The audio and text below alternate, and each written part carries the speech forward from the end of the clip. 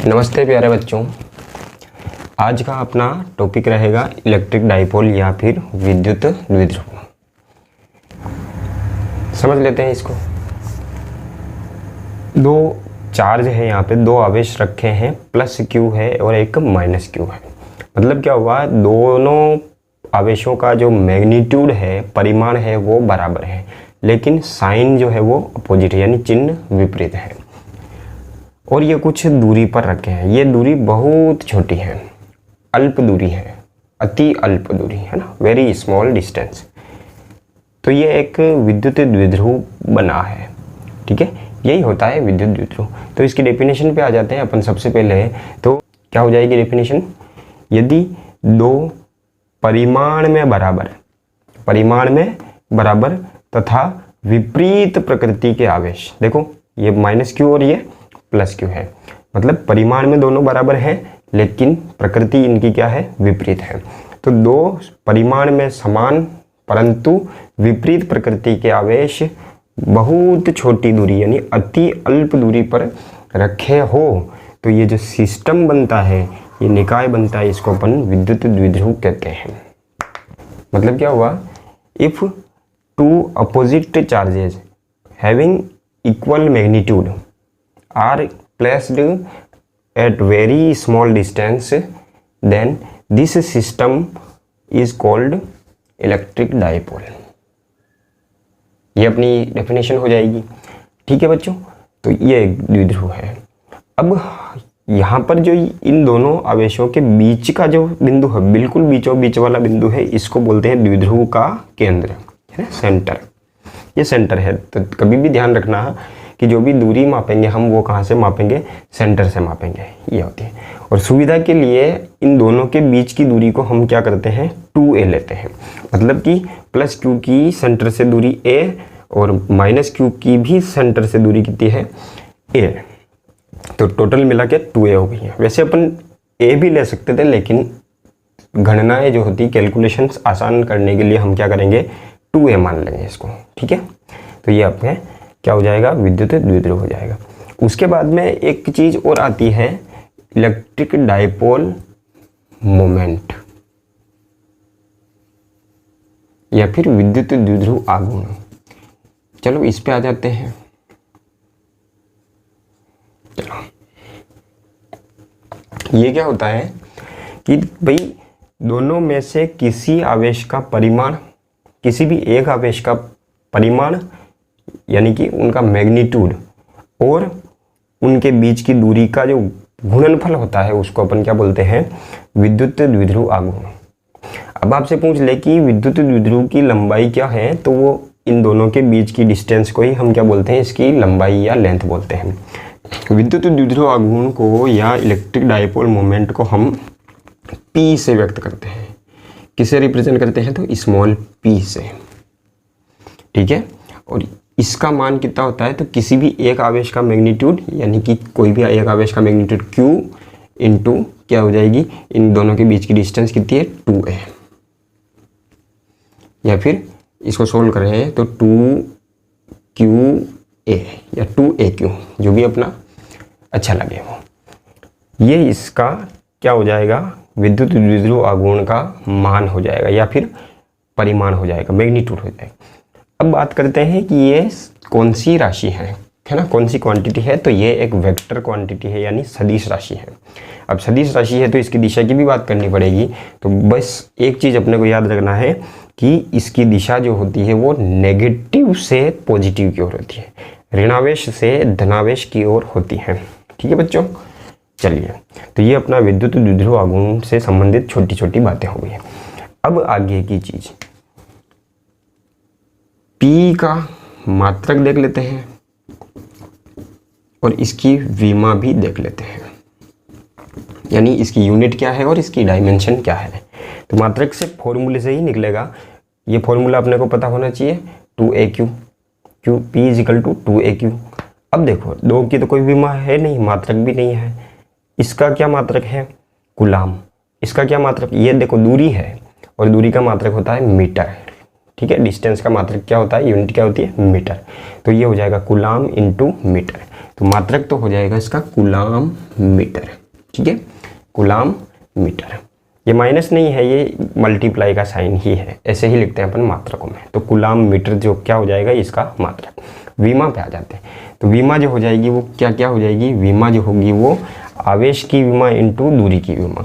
आवेश की विमा A1 T1, दूरी की विमा L1, तो क्या हो जाएगी M0 है ही नहीं, L1 T1 A1, ये इसकी विमा हो जाएगी। ठीक है बच्चों, तो ये अपने को समझ में आना चाहिए। तो ये अपना ये हो गया आपका, ठीक है। अब अपन जो अणु होते हैं या जो भी अणु होते हैं उनमें अपन विद्युत द्विध्रुव आघूर्ण देख लेते हैं, यानी कि या फिर ऐसे कौन से अणु हैं, एक दो उदाहरण लिखना है अपने को जो एक विद्युत द्विध्रुव की भांति व्यवहार करते हैं। मतलब बराबर आवेश जो है, एक प्लस आवेश है और एक माइनस आवेश है, परिमाण में समान है और वो छोटी सी दूरी पर रखे हों। तो इसमें अपन एक उदाहरण लेते हैं HCl का, ठीक है, हाइड्रोक्लोरिक एसिड का, है ना, HCl, या फिर हाइड्रोजन क्लोराइड। ये जो है ये भी क्या होता है, एक द्विध्रुव की भांति होता है। कैसे भाई, कि ये जैसे H होता है और इसके बीच में ये बंध है और ये Cl है। आपको पता है ये इस पे प्लस चार्ज है और इस पर कौन सा चार्ज है, माइनस, तो H प्लस और Cl माइनस। ये एक आवेश हो गया और ये एक दूसरा आवेश हो गया। इन दोनों के बीच में जो दूरी है वो बहुत छोटी होती है, लगभग एंगस्ट्रम में होती है, 1.2 एंगस्ट्रम के आसपास की ये जो दूरी होती है ये इन दोनों के बीच की। और इस पर आवेश कितना है, तो एक इलेक्ट्रॉन ज़्यादा है, मतलब माइनस ई चार्ज इस पर है और प्लस ई चार्ज इस पर है, क्योंकि एक इलेक्ट्रॉन की यहाँ पे कमी है। तो ये HCl का अणु जो होता है वो एक विद्युत द्विध्रुव की भांति काम व्यवहार करता है। इसके अलावा H2O जो होता है वो भी एक विद्युत द्विध्रुव है और इसके बारे में अपन और अगले चौथे चैप्टर में पढ़ेंगे अच्छे से। तो ये उदाहरण हो गए इनके कुछ, ठीक है। अब मतलब ये बोल सकते हैं इसको कि ये पोलराइज्ड है, ठीक है, ध्रुवीय है, पोलराइज्ड मॉलिक्यूल है, ध्रुवीय अणु है, क्योंकि इसमें क्या हुआ, नेगेटिव चार्ज का और पॉजिटिव चार्ज का जो सेंटर है वो अलग अलग जगहों पे है। ये प्लस चार्ज का सेंटर यहाँ है और माइनस चार्ज का सेंटर यहाँ है। मतलब अगर किसी परमाणु में या फिर अगर किसी अणु में धनावेश और ऋणावेश के सेंटर या केंद्र अलग अलग होते हैं तो वह अणु जो होता है वो ध्रुवीय अणु कहलाता है। तो ये बात अपने को क्लियर है। कुछ अणु ऐसे भी होते हैं जिनमें धनावेश और ऋणावेश का जो केंद्र होता है वो एक ही बिंदु पर होता है, यानी कि संपाती होते हैं, कोइंसाइड करते हैं।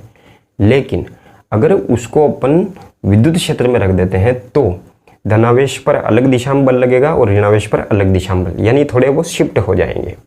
शिफ्ट हो जाएंगे तो क्या होगा, वह अणु जो है वो ध्रुवीय हो जाएगा। क्यों? क्योंकि अब धनावेश और ऋणावेश के केंद्र जो है वो अलग अलग बिंदुओं पर स्थित हो जाएंगे। इसका मतलब हमने क्या किया, वहां पर विद्युत क्षेत्र लगा के अध्रुवीय अणु को ध्रुवित कर दिया, पोलराइज कर लिया।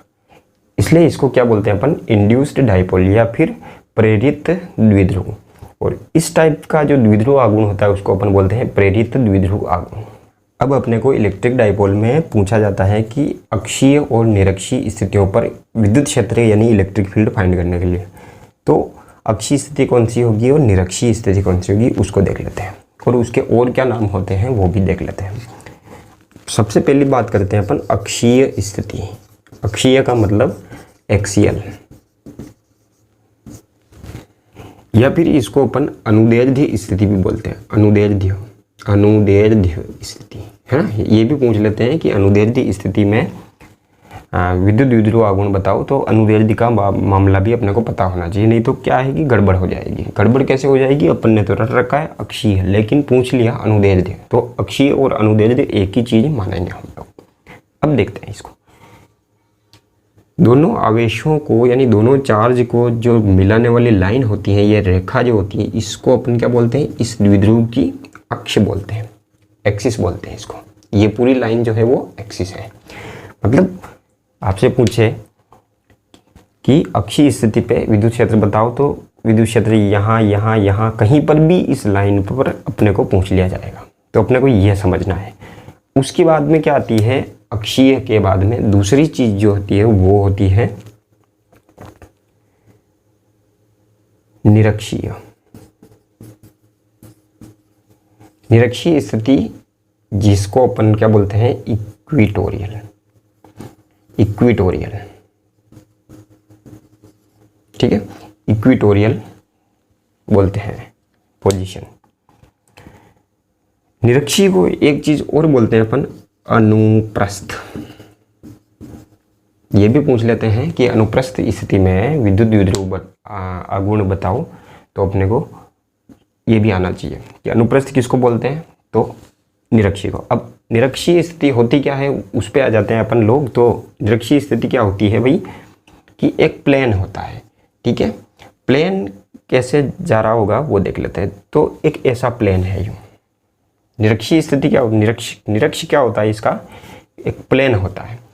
अब होगा क्या, ये जो अक्ष के जो परपेंडिकुलर होता है, मतलब अक्ष के तो क्या होता है, परपेंडिकुलर होता है, और इसके केंद्र से गुजरता है, सेंटर से गुजरता है। मतलब क्या होगा, ये जो प्लेन है सेंटर से गुजर रहा है, द्विध्रुव के केंद्र से गुजरने वाला ये पूरा का पूरा प्लेन, ये पूरा, ये क्या कहलाता है, निरक्ष कहलाता है इसकी, ठीक है। मतलब ये सेंटर से कोई प्लेन अगर गुजर रहा है,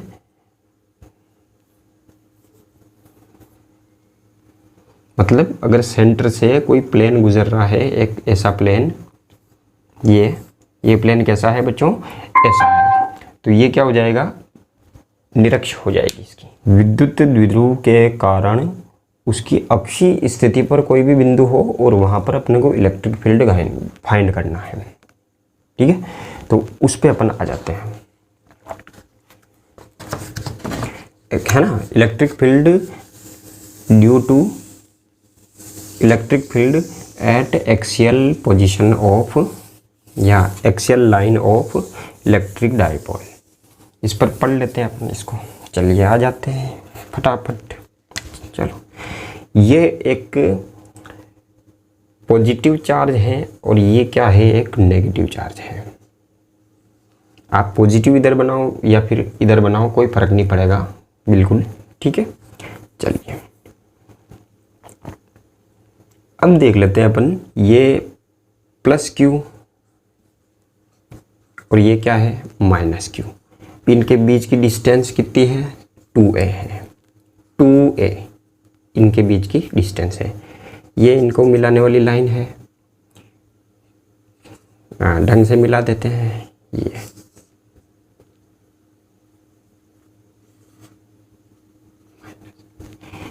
ये लाइन है, ये एक्सियल लाइन है पूरी की पूरी हमें, और ये इसका केंद्र है O।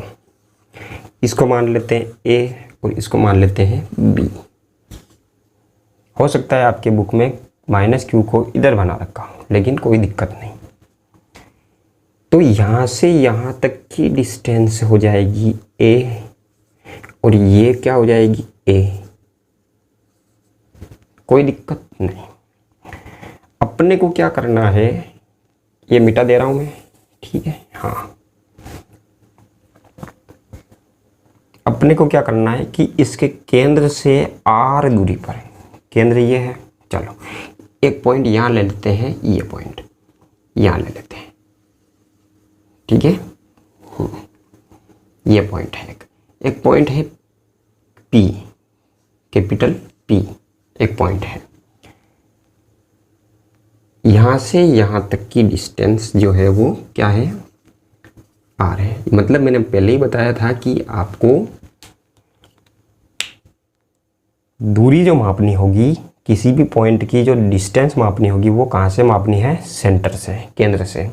तो यहाँ से केंद्र से R दूरी पर, एक R डिस्टेंस पर एक बिंदु P है और यहाँ पर अपने को विद्युत क्षेत्र की तीव्रता फाइंड करनी है। चलिए देख लेते हैं, इलेक्ट्रिक फील्ड फाइंड करना। तो अब अपने को यहाँ पर इलेक्ट्रिक फील्ड जो उत्पन्न हो रहा है वो इसके और इसके कारण पैदा हो रहा है। तो इसके कारण भी फाइंड करना पड़ेगा, इसके कारण भी फाइंड करना पड़ेगा यहाँ पर, और उन दोनों को अपने को जोड़ना पड़ेगा। अब क्या हुआ कि एक से ज़्यादा चार्ज है तो अपन अध्यारोपण का यानी सुपरपोजिशन प्रिंसिपल लगाते हैं, तो वही लगाने वाले हैं। ठीक है, दो सदिश, क्योंकि इसके द्वारा जो उत्पन्न विद्युत क्षेत्र है वो भी देखेंगे, इसके द्वारा जो है वो भी देखेंगे, और उन दोनों को जोड़ लेंगे। चलो आ जाते हैं इस पर।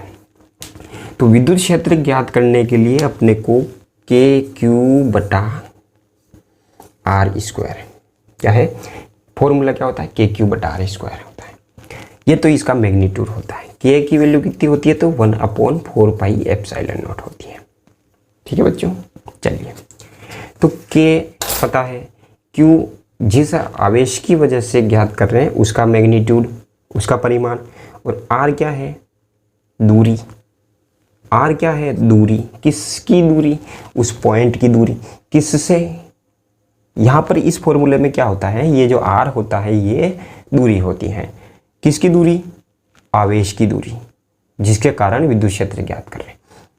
किससे दूरी है, तो वो है उस बिंदु से। मतलब क्या हुआ, जब इसके कारण मैं माइनस क्यू के कारण जब यहाँ पे विद्युत क्षेत्र इलेक्ट्रिक फील्ड का फॉर्मूला लिखूंगा तो जो डिस्टेंस आएगी वो इससे इसकी आएगी, मतलब ये आएगी। और प्लस क्यू की वजह से यहाँ पर इलेक्ट्रिक फील्ड लिखूंगा मैं, तो डिस्टेंस जो आएगी वो यहाँ से यहाँ तक की आएगी। ठीक है, चलो अब आ जाते हैं। यहाँ से यहाँ तक की डिस्टेंस कितनी, वो देख लें। यहाँ से यहाँ तक की डिस्टेंस कितनी है, ये भी देख लेते हैं अपन। ठीक है, तो देखो प्लस क्यू की यहाँ से दूरी कितनी है, देखो आर तो ये है, यहाँ से यहाँ तक की आर है, और ये क्या है, ए। मतलब ये दूरी जो हो जाएगी वो आर प्लस ए हो जाएगी। ठीक है, मीटर में या जो भी है आपका। ये जो दूरी है वो क्या है, देखो यहाँ से यहाँ तक की क्या है, आर है, यहाँ से यहाँ तक की क्या ए है। तो ये निकालने के लिए क्या करना पड़ेगा, पूरी में से ये दूरी डिस्टेंस जो है वो घटा देंगे, मतलब क्या हो जाएगा आर माइनस ए। ये जो दूरी है यहाँ लिख रहा हूँ मैं आर माइनस ए, ये दूरी आ जाएगी अपने कहाँ से कहाँ की, माइनस क्यू की पी से दूरी R minus A, plus Q की पी से दूरी आर प्लस ए। ठीक है, तो ये दूरियां अपने को पता चल गई। अब बात कर लेते हैं दिशा की। ठीक है, पी का मतलब क्या हुआ, द्विध्रुव आघूर्ण। ठीक है, तो द्विध्रुव आघूर्ण की दिशा किधर है वो देख लेते हैं अपन। जो भी करेंगे यहाँ पे काम वो द्विध्रुव आघूर्ण की दिशा के रेस्पेक्ट में करेंगे। मतलब क्या हुआ, माइनस क्यू से प्लस क्यू की ओर होती है, यानी कि पी की दिशा जो इधर है। ठीक है, पी कौन सा, ये पी विद्युत द्विध्रुव आघूर्ण, इसकी दिशा किधर है, इधर से इधर है। ठीक है, इधर से इधर है। मतलब ये डायरेक्शन जो है कौन सी, ये जो डायरेक्शन है ये पी कैप है कि नहीं है भाई। पी की डायरेक्शन ये है तो पी कैप की डायरेक्शन भी यही होगी। पी कैप क्या है, विद्युत पी की दिशा में, किसकी दिशा में, पी की दिशा में एक यूनिट वेक्टर है। ठीक है बच्चों, चलिए आगे बढ़े। तो ये पी कैप की डायरेक्शन अपने ये होगी, क्योंकि पी की डायरेक्शन ये है तो पी कैप की डायरेक्शन भी यही होगी। और माइनस पी कैप, अच्छा ये डायरेक्शन कौन सी हुई, चलो ये डायरेक्शन तो हो गई। इस डायरेक्शन में इलेक्ट्रिक फील्ड आएगा तो उसका डायरेक्शन के लिए अपन क्या करेंगे, पी कैप लिख देंगे। और इधर आएगा तो ये पी कैप का उल्टी दिशा है, माइनस पी कैप आ जाएगा। ठीक है, चलिए प्लस क्यू के कारण पी पर विद्युत क्षेत्र कितना होगा बच्चों, विद्युत क्षेत्र कितना होगा, परिमाण भी लिखना है दिशा भी लिखनी है। परिमाण के क्यू अपॉन आर स्क्वायर, के क्यू के उसको लिख देते हैं E1। E1 इजिकल टू क्या हो जाएगा, के आपको लिखना है 1/4πε0, मैं लिख रहा हूँ के शॉर्टकट में। के क्यू क्या होता है, उस आवेश का मैग्नीट्यूड कितना है, क्यू ही तो है, अपॉन दूरी का स्क्वायर, दूरी का स्क्वायर कितनी दूरी, आर प्लस ए, मतलब आर प्लस ए का स्क्वायर। ठीक है। ये तो इसका मैग्नीट्यूड। डायरेक्शन किधर है भैया, तो आपको पता है कि इसके कारण जो यहाँ पर विद्युत क्षेत्र होगा वो इधर होगा, क्या है E1, ठीक है। प्लस Q के कारण विद्युत क्षेत्र दूर की ओर होगा। माइनस Q के कारण मान लेते हैं E2 है तो उसकी डायरेक्शन किधर होती है, तो P पर जो माइनस Q के कारण विद्युत क्षेत्र होगा वो तो इधर होगा, इसी की तरफ होगा, तो ये क्या हो जाएगा E2। अब E1 की दिशा जो है वो P, देखो P कैप की दिशा ये है, तो E2 की दिशा P कैप में है, P कैप की दिशा में है, और E1 की दिशा जो है वो माइनस P कैप की दिशा में है। तो ये अपन लिख सकते हैं इसमें, देखो ये तो परिमाण हो गया, दिशा क्या है तो माइनस P कैप। क्यों भाई, क्योंकि P की दिशा ये है, P कैप की दिशा भी ये है, वो दिशा क्या हो जाएगी माइनस P कैप। चलो ये हो गया। किधर से किधर है, डायरेक्शन लिखना चाहो तो लिख सकते हो, किधर से किधर है, B से P की ओर। देखो B से P की ओर है या P से B की ओर है, B से P की ओर, तो ये B से P की ओर अपने को किताब से पढ़ लेना अच्छी तरीके से। और माइनस Q के कारण कितना है, माइनस Q के कारण कहाँ पर, P पर विद्युत क्षेत्र, विद्युत क्षेत्र। अच्छा इसको अपन क्या लिखेंगे, सदिश में लिख देंगे, क्योंकि अध्यारोपण के सिद्धांत के लिए सदिश चाहिए, सदिश लिख दिया। E2 लिख दिया, वैल्यू मैग्नीट्यूड निकालना पड़ेगा, के क्यू अपॉन आर स्क्वायर, वही बात है। इस आवेश का परिमाण कितना है Q, के इस आवेश के परिमाण Q, और दूरी का स्क्वायर, दूरी कहाँ से यहाँ तक की कितनी है बच्चों, r माइनस ए, तो r माइनस ए का स्क्वायर हो जाएगा। और दिशा कौन सी है, ये वाली दिशा, ये की कौन सी दिशा में, P कैप की दिशा में या माइनस P कैप की दिशा में, तो P कैप की दिशा में है। तो प्लस Q की वजह से क्या था, E1 था, ठीक है। तो E1 का मान कितना आया था, E1 vector is equal to K Q upon R plus A square, और क्या आया था माइनस P कैप। अच्छा इस माइनस को मैं सोचो, इस माइनस को मैं कहाँ लिख दूँ, यहाँ लिख सकता हूँ, ठीक है। तो ये लिख सकता हूँ इसको मैं, और माइनस Q के कारण जो E2 आया था वो कितना आया था, K Q upon R minus ए स्क्वायर, और क्या आया था P कैप आया था, ठीक है बच्चों। चलो तो ये E1 और E2 की वैल्यू हमने निकाल ली है। अब क्या करना है अपने को, तो अब यहाँ पर टोटल विद्युत क्षेत्र जो होगा वो कितना होगा, है ना, कुल विद्युत क्षेत्र कितना होगा।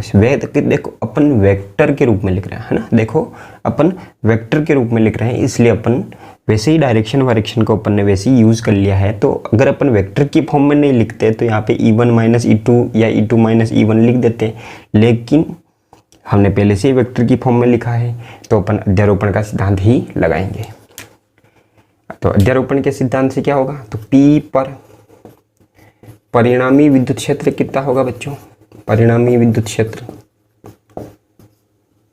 अध्यारोपण के सिद्धांत से E बराबर क्या होता है, E, और कौन सी स्थिति है ये, अक्षीय है, तो ये अक्षीय लिख दो, E अक्षीय बराबर E1 प्लस E2, ठीक है, E1 प्लस E2 वेक्टर के फॉर्म में यही होता है वेक्टर एडिशन।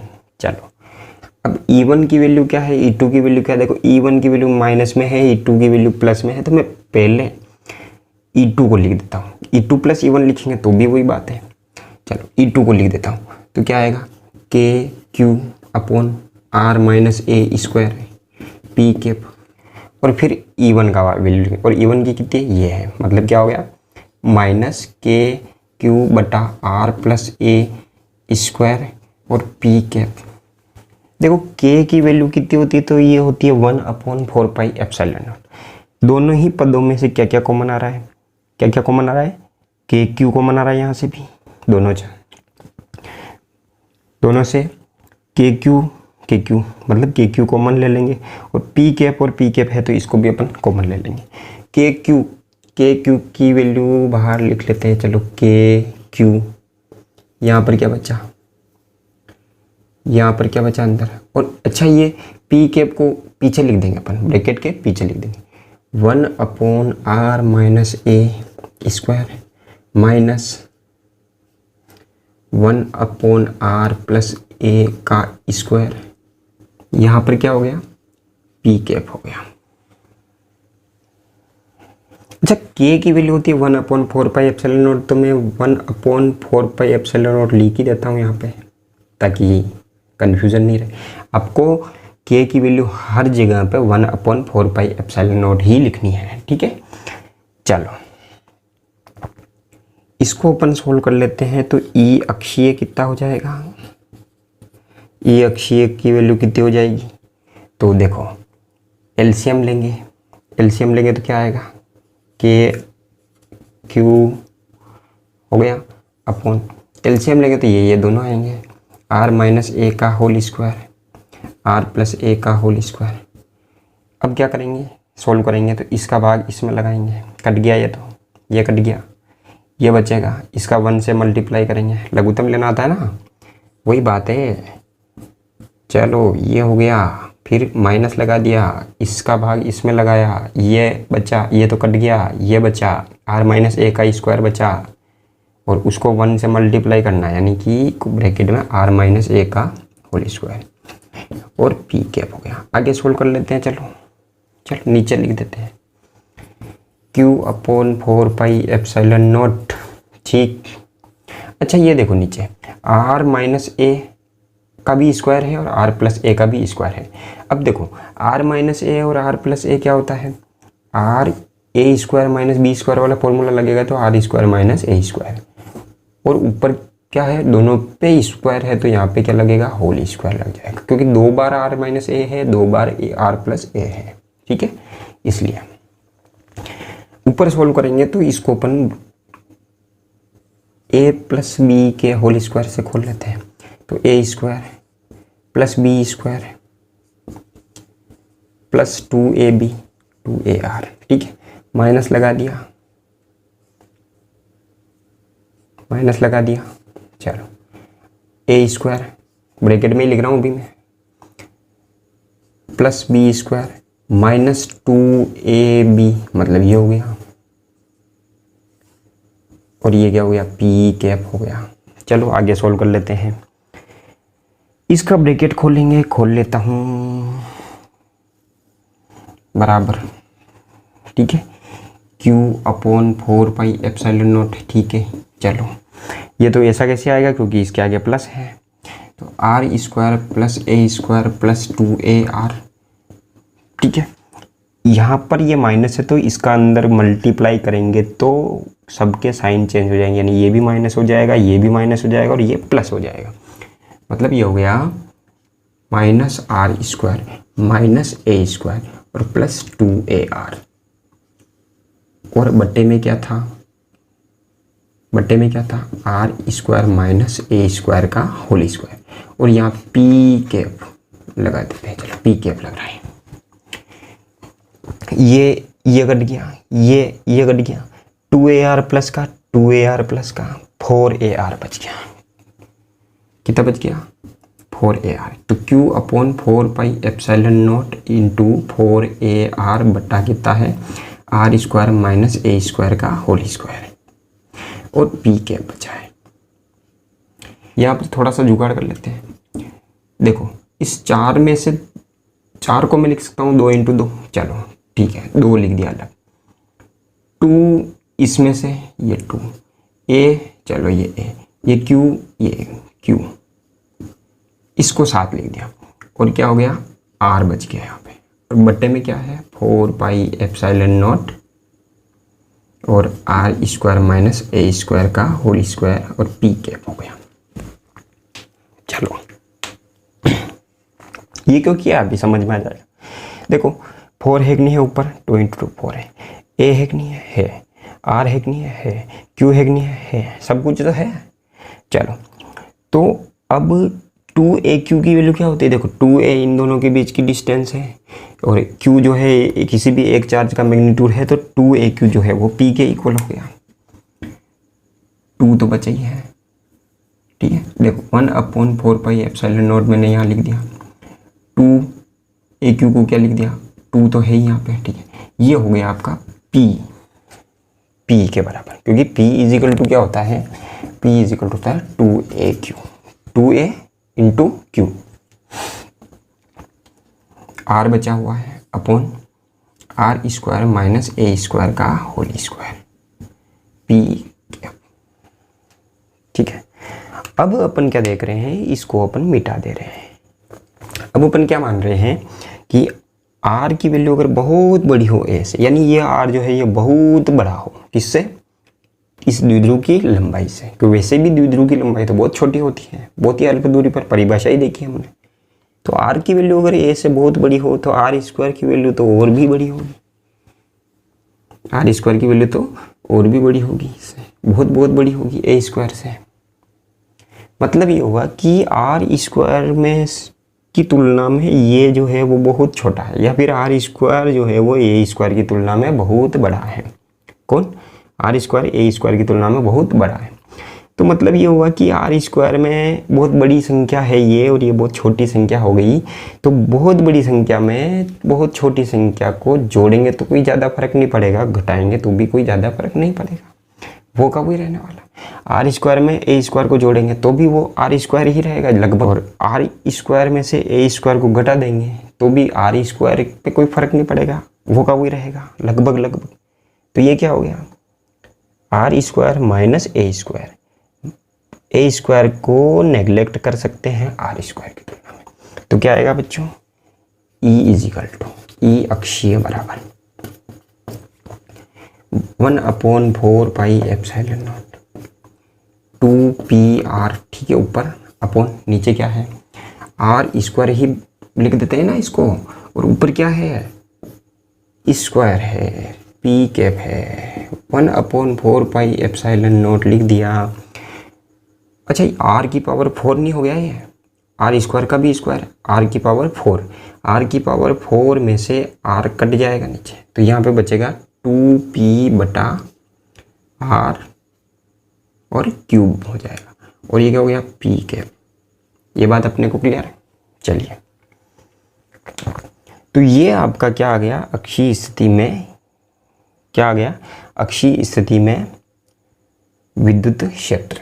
अब देखो, कोई भी वेक्टर होता है, जैसे कोई भी वेक्टर होता है, p जैसे वेक्टर है, कोई भी वेक्टर है, जैसे r एक वेक्टर है, मान लेते हैं ये है, तो इस वेक्टर को क्या लिख सकते हैं, इसका मैग्नीट्यूड होता है क्या, r, सिंपल r, और इसकी दिशा होती है कौन सी, r कैप। देखो पता है r कैप जो है वो इसी की दिशा में है, इसकी दिशा को शो कर रहा है r कैप, इस r की दिशा को शो कर रहा है, और ये r जो है इसके मैग्नीट्यूड को शो कर रहा है। तो किसी भी सदिश को हम क्या लिख सकते हैं, उसका मैग्नीट्यूड इनटू उसकी डायरेक्शन, मतलब r इंटू r कैप को क्या लिख सकते हैं, r सदिश, या r सदिश को क्या लिख सकते हैं, r इंटू r कैप, परिमाण इंटू दिशा। किसी भी सदिश को कैसे लिखा जा सकता है, परिमाण, उसका परिमाण इंटू उसकी दिशा। यहाँ पर ऐसी ही कंडीशन बन रही है, देखो क्या बन रही है, क्या बन रही है, ई अक्षीय बराबर, चलता जाओ चलते जाओ, ठीक है, बराबर क्या हो गया, इसको मैं क्या लिखता हूँ, के ही लिख देता हूँ यार, परेशान हो गए हैं बार बार पूरा पूरा लिख के लिख दिया। 2 अपनी जगह पे है, 2 को आगे ले, ठीक है, 2 और ये के, 2 और ये के, 2k हो गया, ये भी खत्म हो गया।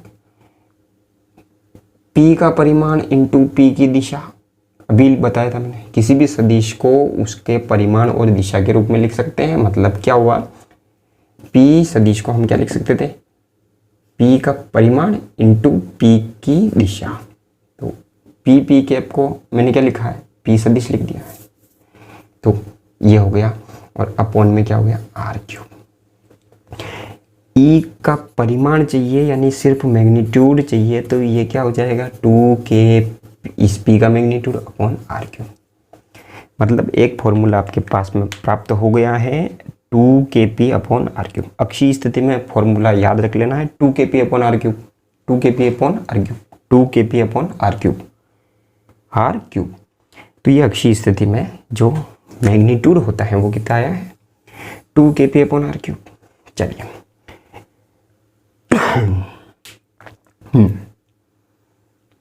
ये बात क्लियर है। मतलब क्या हुआ, देखो बिंदु आवेश जो था उसमें जो विद्युत क्षेत्र था वो किसके समानुपाती था 1/r² के समानुपाती था, लेकिन यहाँ पर ई अक्षीय जो है वो किसके समानुपाती है 1/r³ के समानुपाती। ठीक है, मतलब क्या हुआ कि दूरी बढ़ने पर ये घट रहा है, दूरी बढ़ने पर ये भी घट रहा है, लेकिन अगर नीचे पावर बढ़ती है ना, ज़्यादा होती है, तो दूरी बढ़ने के साथ में ये तेज़ी से घटता है। मतलब यहाँ तो ये दूरी बढ़ने पर एकल आवेश है अगर, और इससे विद्युत क्षेत्र निकालना है किसी भी पॉइंट पर, तो दूरी बढ़ने के साथ में ये घट रहा है। लेकिन अगर विद्युत द्विध्रुव रखा हुआ है, ये रखा हुआ है, और इससे अगर अपन दूर जाते जा रहे हैं, कहाँ दूर जाते जा रहे हैं, तो जिस हिसाब से एकल आवेश के लिए घट रहा था दूरी के साथ, उसी हिसाब से नहीं घटेगा, बहुत तेज़ी से घटेगा। ठीक है, ये अपने को पता होना चाहिए। तो ये फॉर्मूला याद रखना है अपने को 2kp/r³। ठीक है बच्चों, तो इसको किताब से अच्छी तरीके से पढ़ लेना, एग्जाम में इसको डायरेक्ट पूछते हैं तो हो जाएगा ये। ठीक है, और अपने दोस्तों के साथ में शेयर ज़रूर कर देना, बहुत अच्छी चीज़ है ये, एग्ज़ाम के लायक भी है और समझने लायक भी है।